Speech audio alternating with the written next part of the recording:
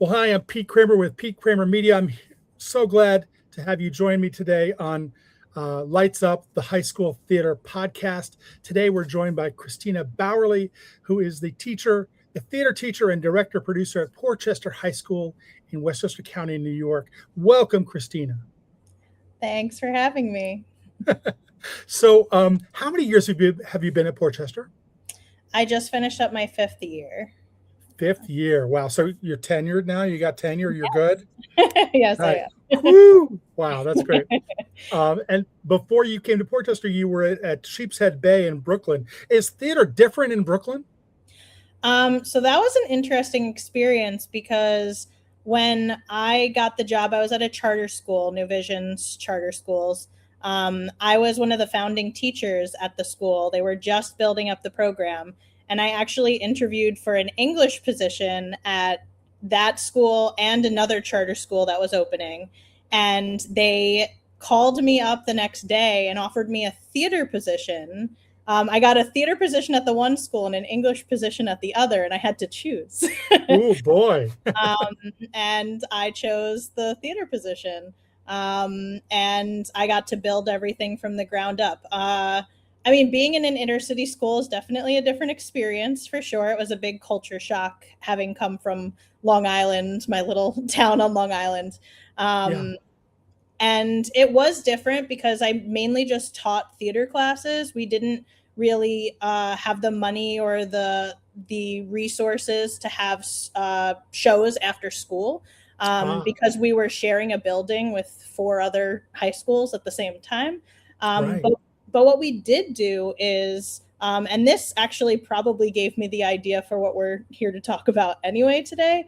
I had students write their own plays as a class, and we'd put on these 45-minute one-act plays that they would write themselves.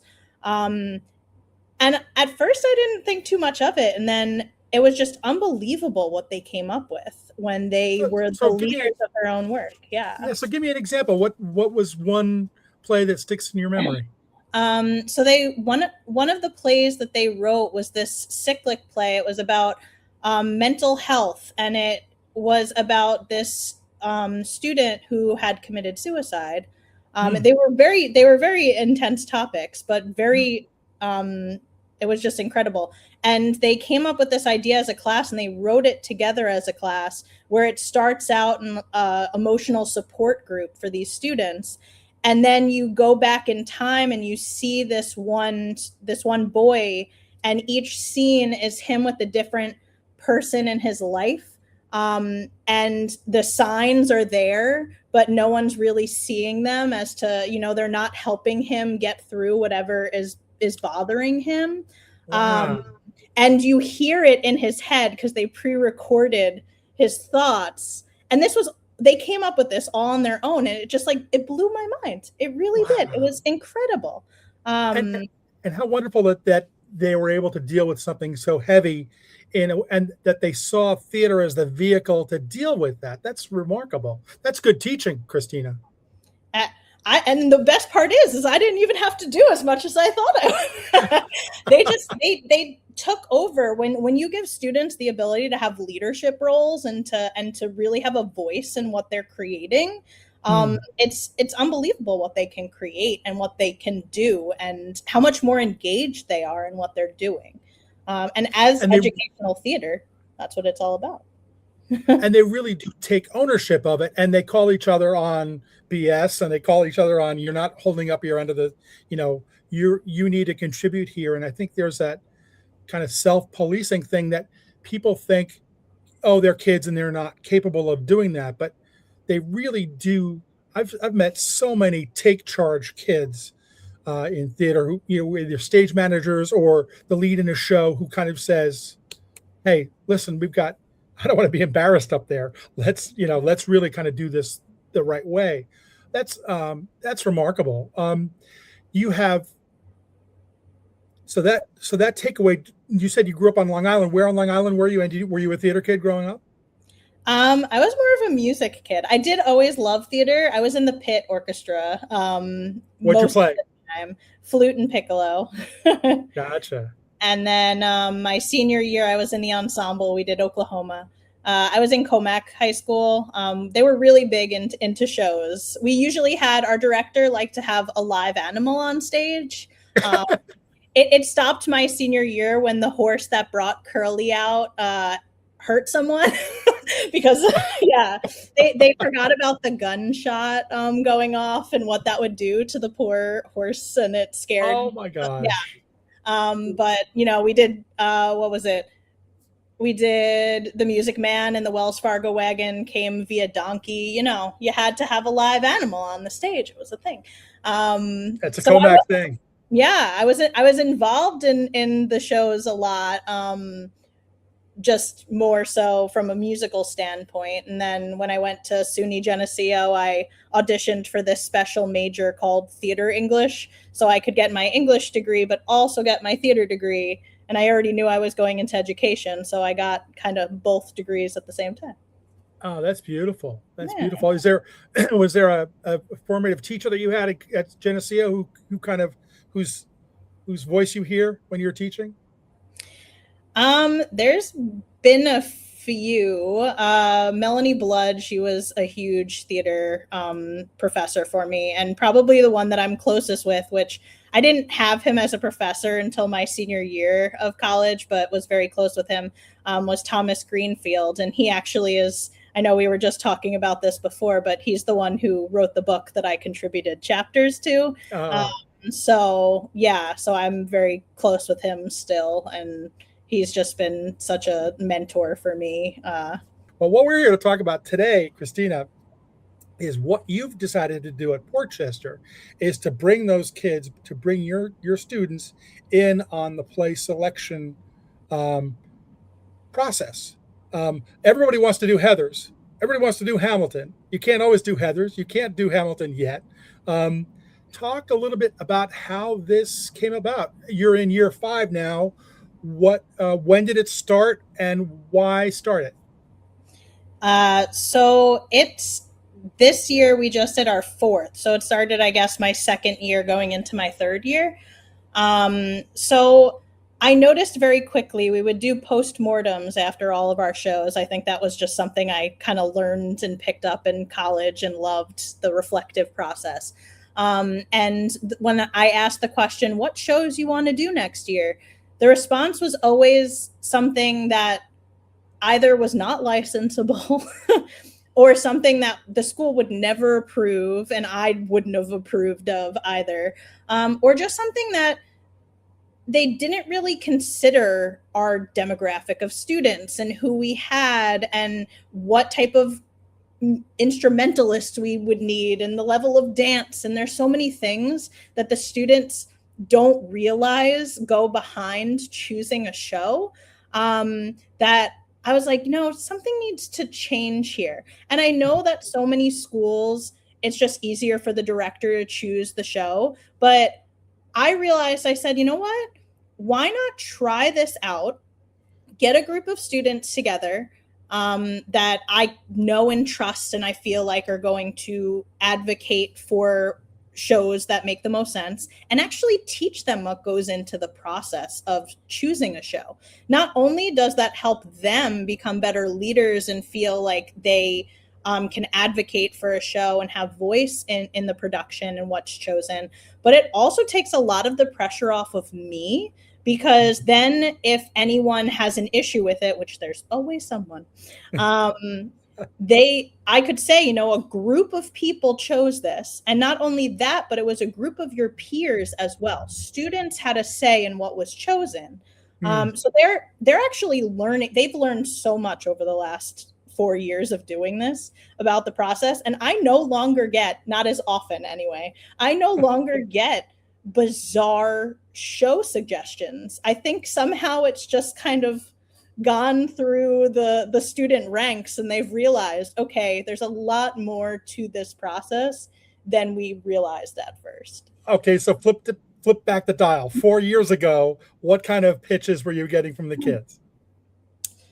Heathers and Hamilton, yes.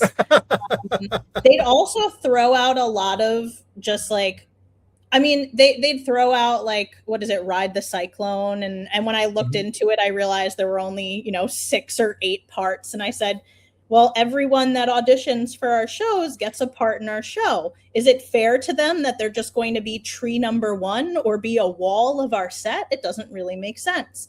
Or I know they really like Hairspray, but demographically, it doesn't make sense in our school district right now, at least, to do a show that involves race when we don't have the cast to be in that show. Sure.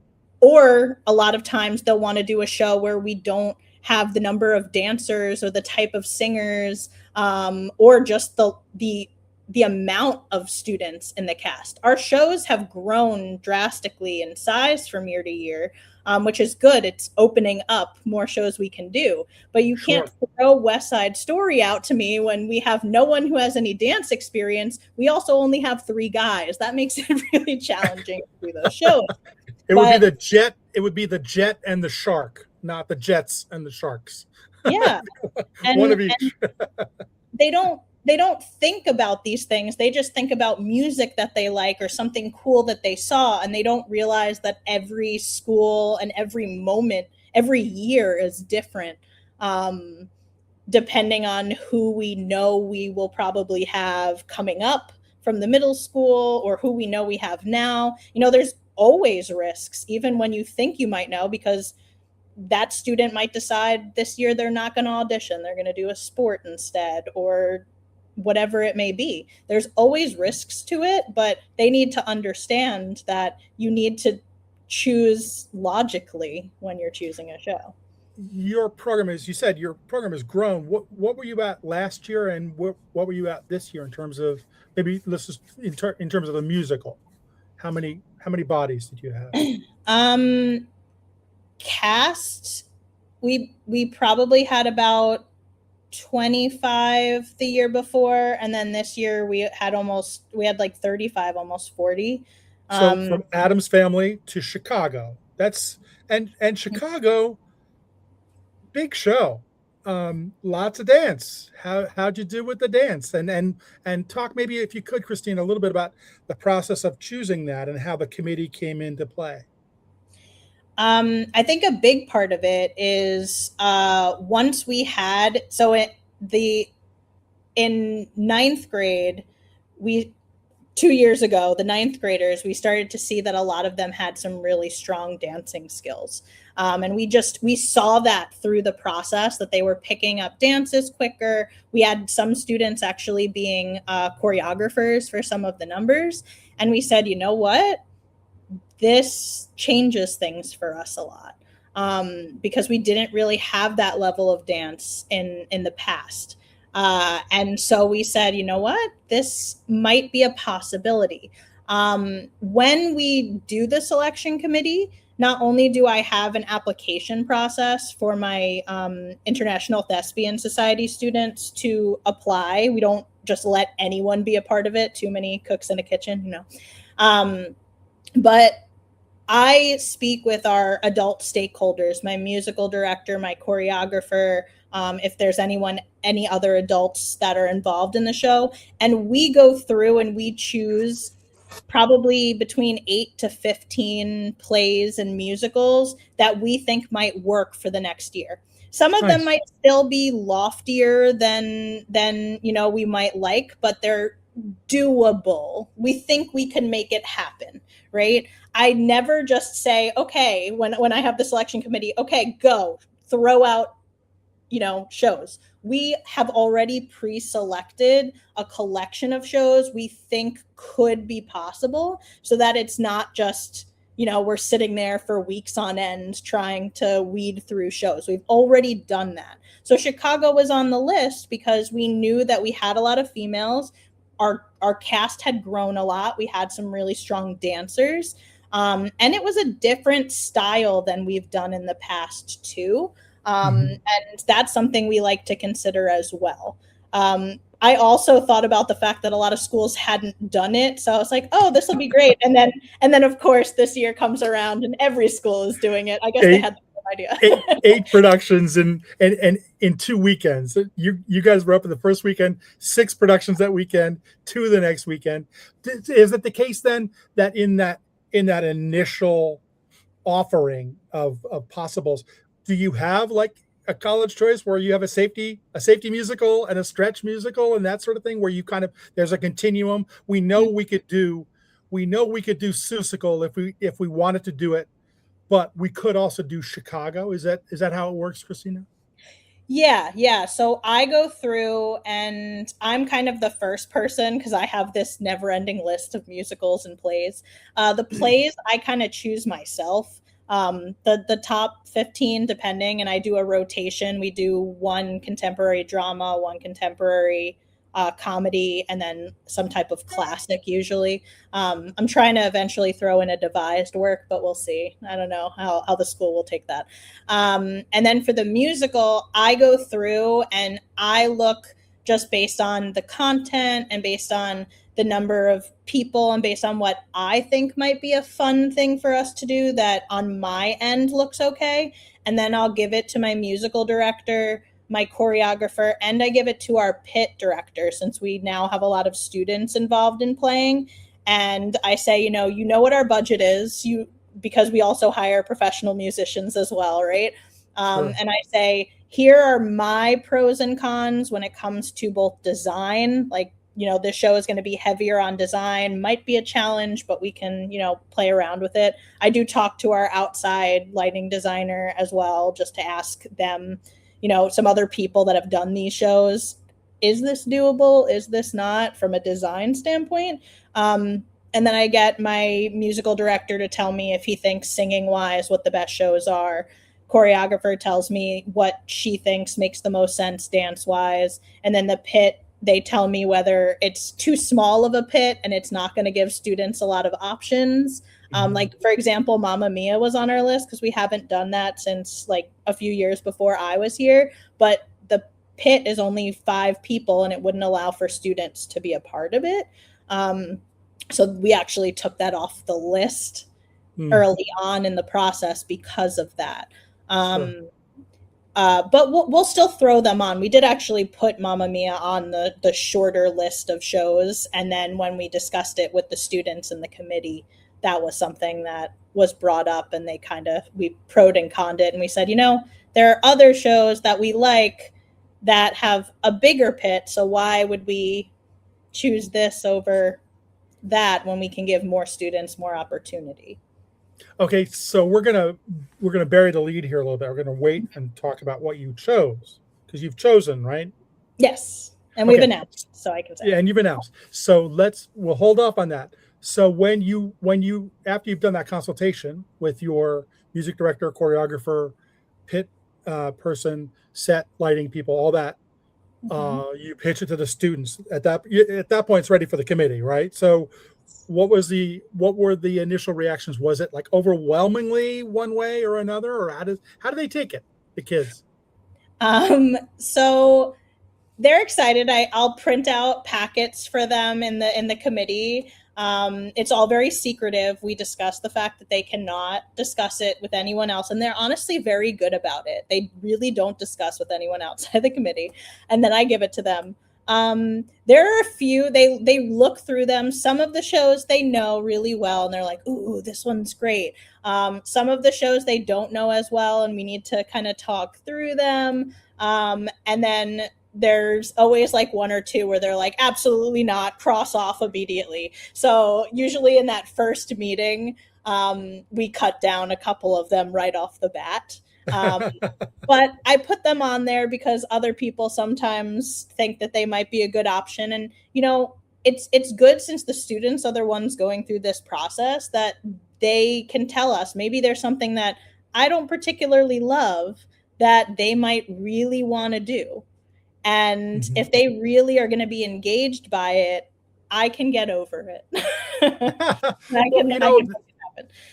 That's important because you have to live with this choice for months and months and months. The was there can you share what was one of the oh heck no musicals that the kids looked at and said no way? Surprisingly enough, both kids-based shows, Shrek and SpongeBob, were like absolute no's. Which, Really? yeah, I was okay with Shrek because I honestly am not. It hasn't really caught me that much, and I also thought just design-wise, it was going to be very stressful. Yeah. SpongeBob also has some challenges too, but it's kind of a lot of fun, I thought, and could be a really fun one. But they said that SpongeBob is really creepy, so they were against that one too. One of them said, "I will not participate if it's SpongeBob because I will be terrified of staring at SpongeBob." And I said, "Okay."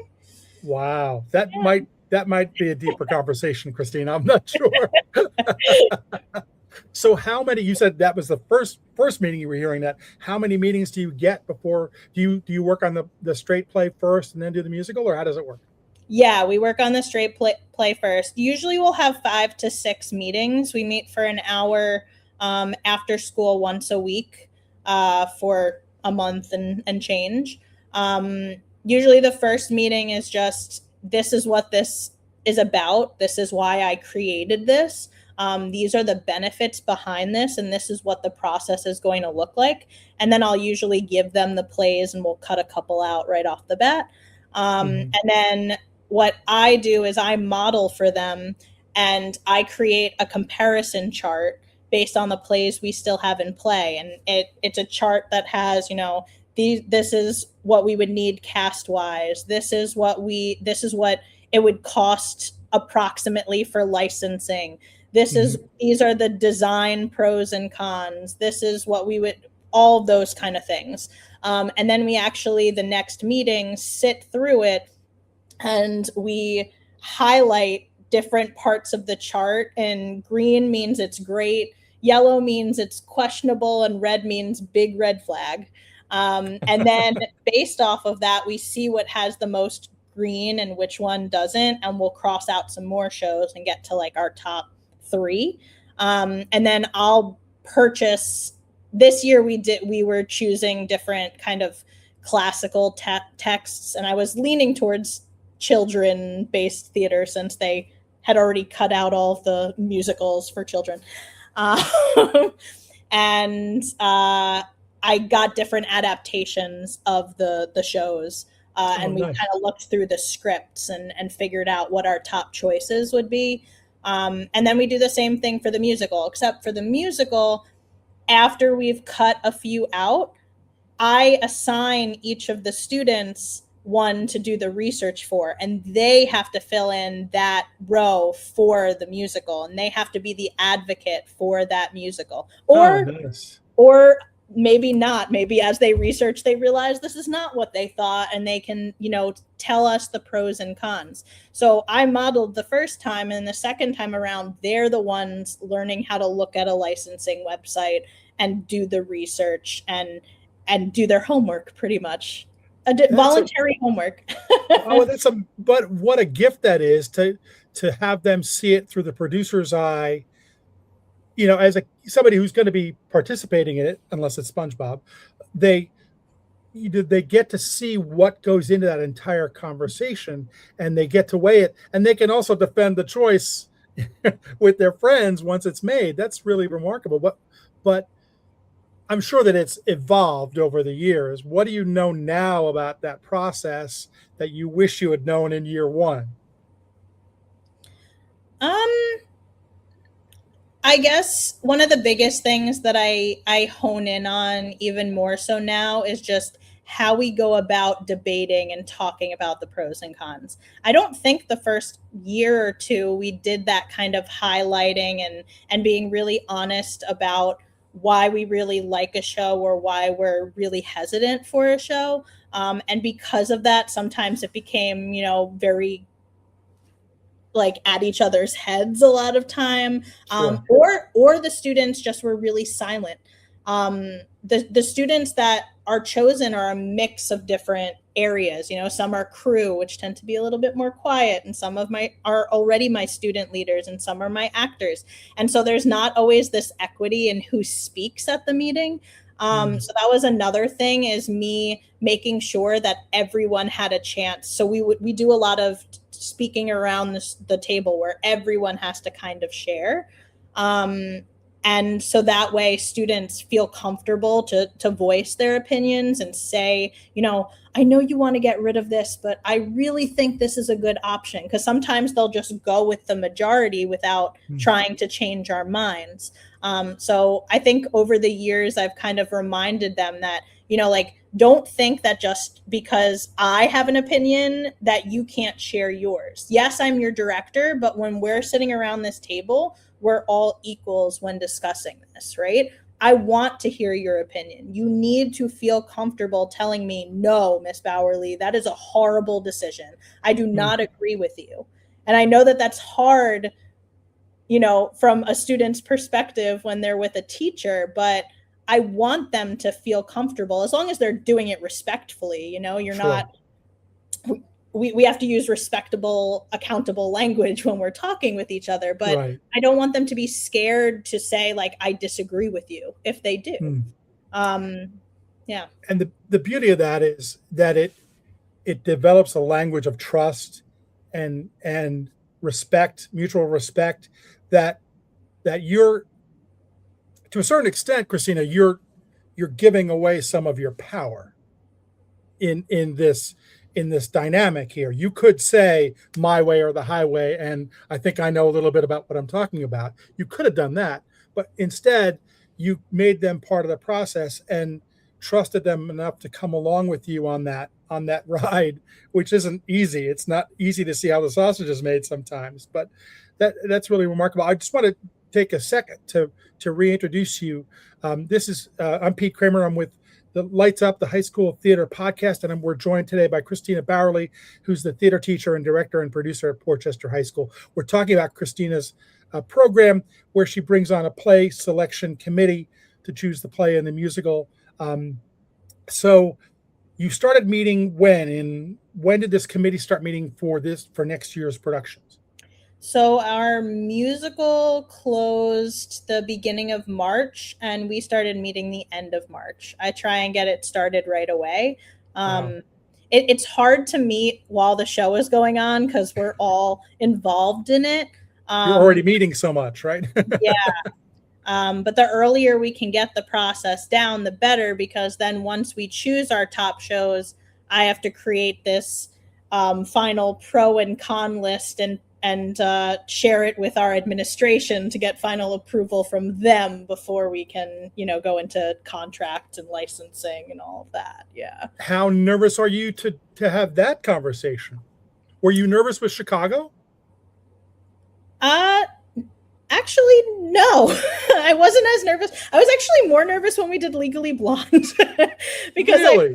I was a little concerned about, certain aspects of it, because my first year, we did Head Over Heels, and because people didn't really know the show, there was some backlash about some of the themes and whatnot in the show. It ended up turning out fantastic, and everyone loved it, but there's always this sense of you never know what's going to hit someone, a certain way. Sure. Especially when a lot of administration, although our administration is extremely supportive, I cannot say enough how supportive the Portchester admin is of the arts programs. They really are.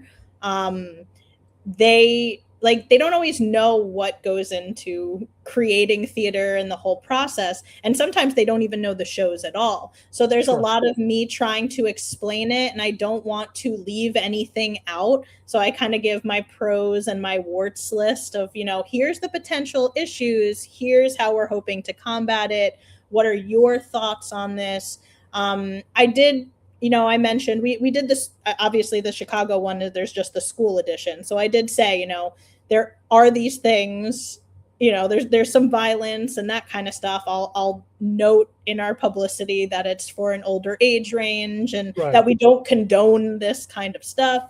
But it's also a very iconic show, so I think that they felt okay with it for that And reason. Christina, he had it coming. Yeah. But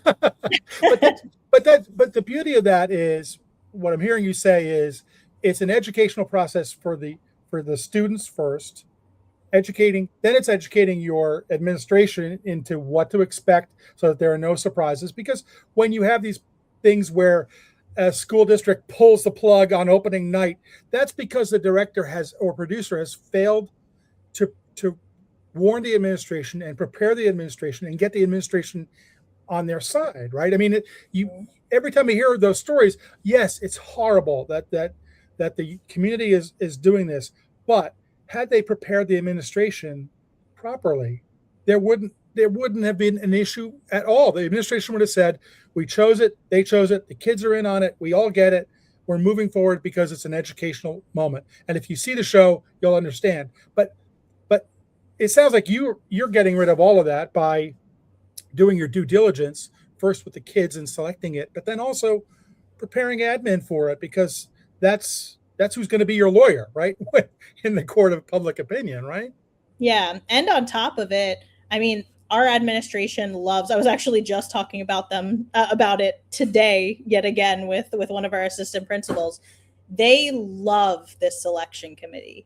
They love the fact that the students have a voice. And I think that only helps the administration to agree with our selections because they know that the students had a voice in this in a very educational, well organized way.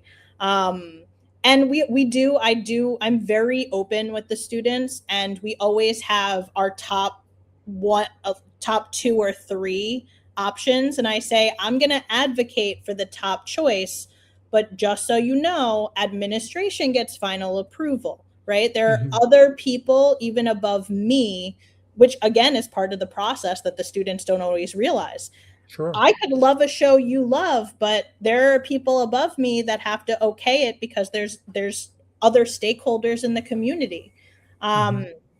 So I tell them that, and I mean, luckily we've always gotten our first choice and there's usually never been an issue. But I say, number one, it's our first choice, but admin could say no. And number two, it's our first choice, but we could just not get the licensing finalized or whatnot as well. There's so many things. We've been looking forward to hopefully doing Hadestown, but we're too close to New York City and it's not an option right now, which is another thing the students don't realize. Right. No, that's a huge thing because I mean I have friends out west who've done Hadestown in their youth theaters, and they're like, why haven't you covered Hadestown yet? And I'm like, hasn't been done yet. It's not that whole rights granting thing, and whether you can get them if there's a national tour that comes anywhere within 6 states away, they're not going to give you the rights even to do which I've never understood. I've never understood how a show that's being done at West Point for one night is going to affect whether they can do a musical 2 weeks later. It's really wild. That's a whole other conversation. Okay, so we've buried the lead long enough, Christina. You and your play selection committee have pitched to administration, and administration has approved what play for the fall? Alice in Wonderland. Nice. Which adaptation? Which? Oh my gosh, what is? I have it. Can I go get it really quickly? Sure. So I forgot the exact name of it. I sent her off. She's off to get the script. Ann Coulter Martin's. There's so many different versions. I know. Yeah, we're excited. I actually have been meeting this week with a group of students already over the summer so that we can read through the script and come up with ideas. We have a really talented group of students who can actually build a lot of our costumes. One of our students can build just about anything with some foam and a heat gun and some contact cement. So he's ready to go with turtle shells and Humpty Dumpty costumes. It's gonna be great. That's amazing. And working over the summer, that's a dedicated crew. Are they members of the selection committee, the play committee? A couple of them are. A bunch of them are just crew, or mostly crew members, or some of my, I have assistant directors and my stage managers who just, you know, a lot of them just really just want to have something to do over the summer, and they love coming up with ideas and being a part of it. So just this whole selection committee thing has really opened up a lot of doors to students having more leadership roles. And they really love this process of being more of a part of the show, instead of me saying, okay, do it this way, or my choreographer. Our students choreograph whole numbers of our show sometimes. Our That's great. students help direct scenes. I have assistant directors. It's really just opened up a lot to them having a say in everything we do, which in the long run, especially in a school, educational theater should be about the process even more than the product. I think they learn so much from every little step they take in the whole process and the skills they gain. That's what I care the most about. That's great, and that sense of ownership and understanding the process better than just showing up and learning lines and so Alice in Wonderland. When are auditions? Are they first week of school or pretty quick? Pretty quick. Interest meeting is the second day of school, and then auditions is the next week. So the second week of September are going to be our auditions, and then the show is November 19th through 21st. Nice. And then we immediately start with our musical auditions, and your musical is Sister Act. Sister Act. Great choice. That's a great choice. Comedy. Not a comedy this year. That's wonderful. How were the kids on that? If you think back to end of March and April, and through April, when you were talking about Sister Act, they knew it, they liked it, they didn't know it. What was the reaction when you pitched it, when it was first pitched to them? It was kind of in the middle. I'm going to be honest, when we do the selection committee, I keep my mind open, but I kind of already know where it's most likely going to go. And I've been pretty spot on over the last few, not as much with the play, but with the musical, I'm usually pretty spot on with. This year, it was very open to, I'm curious where they're going to go with it. And I mean, a lot of them have seen the movie. Some of them know some of the music. And actually, when we saw the performance at your open mic night, they loved that song. So I was like, yes. Yeah. That was before they knew what the show was. I was like, is that right? That's great. But yeah, I think it was one of those shows I was curious what the reception was going to be, because it's not a Hamilton or a Heathers where it's, super contemporary. They all know that show in and out. But it's also not a super golden age, more obscure musical for them. So I wasn't really sure, but everyone's really excited about it from the reception. So I think it'll be a good one. So many things to juggle, but one of the things that had been pre-juggled was the selection, and I love everything you talked about today. I love the including the kids and introducing them to the process and having them see the sausage made. That's really great. I love everything about that. So you've learned things over the 5 years. What are some takeaways that you might offer for people who are considering doing this at their schools? Number one, be selective in who you choose for the selection committee. I use specifically my International Thespian Society. If you don't have a thespian society, usually those students are the ones who do the most theater and are the most involved. Choose a specific grade level or a specific group of people. I choose our rising 11th and 12th graders to do it. I send it out to them. They have to fill out an application that tells me why they think they would be an asset to our selection committee, and will they be quiet and secretive about it, and what their availability is. And then usually I'll take a look at that, and between what they say, if they just say one sentence, I'd be good at it. That's not the same as a student really taking their time to write a reflective response. I'd say really think about who those people are on the committee and fill the gaps where you need them, right? You already have adult leaders, have students who are in the cast, have students who are in the crew, have students who have seniority and it's their senior show. They want to have a really strong senior show. Have students that really help fill in all the different skills and expertise that are going to help be the best group to choose the show. That's a great point. And how many students did you end up having on the committee this year? Usually I have 5. This year I had 6 because there was an extra there were some really good applications. So I tried to, fit everyone in. And then I'd say the other thing is just, and as theater educators, we tend to be this way, be very organized and prepared before you go into these committee meetings.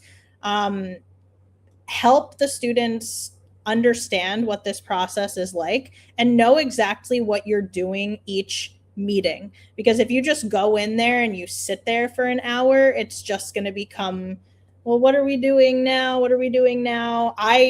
We come in and I have a icebreaker. They all have to say something, tell me like one word to describe their day, and we just go around, kind of set up that space just like you would a rehearsal. You plan ahead of time to make the most of that hour. Make sure to do that and be prepared to have extra meetings if they need to go into extra meetings.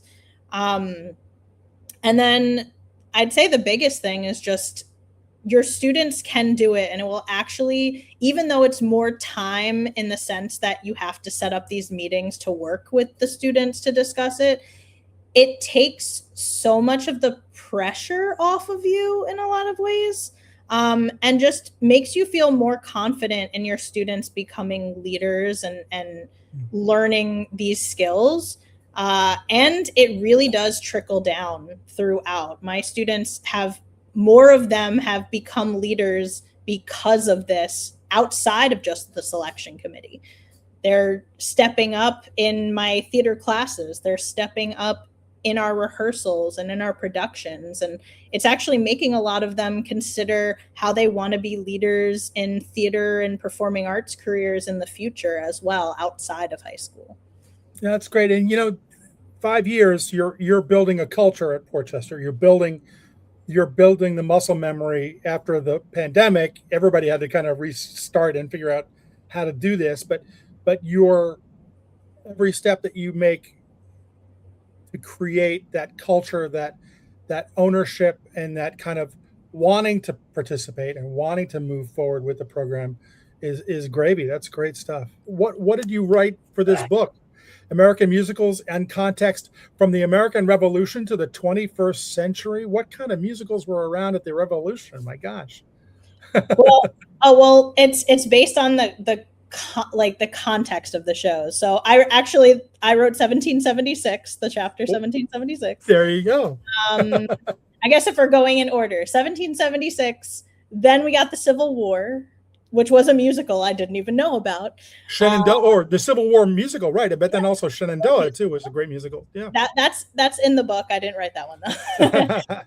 And then I wrote Newsies, and then I wrote American Idiot.